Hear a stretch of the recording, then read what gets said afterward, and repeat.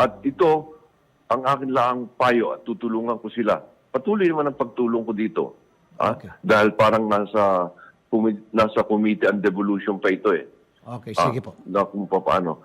Okay. Kailangan din natin ang tulong ng ating mga mamamayan Apo. na talagang gawin, iayon sa batas, sa ruling ng Supreme Court, ang pagpapaganap. Apo. Yun.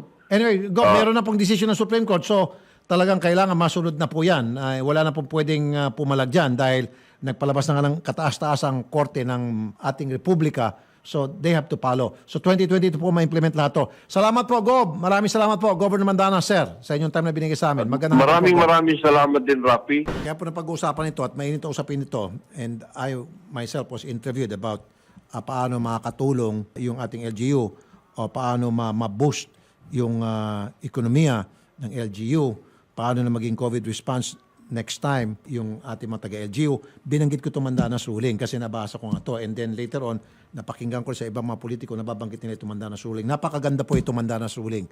At kayo pong mga taga-LGU, basahin niyo po ito, makakatulong ito para sa inyo. This is a very good law at courtesy of Governor Dodo Mandanas at saka ng Batangas City at si Governor Garcia naman ng Bataan. Okay? Na, na, na.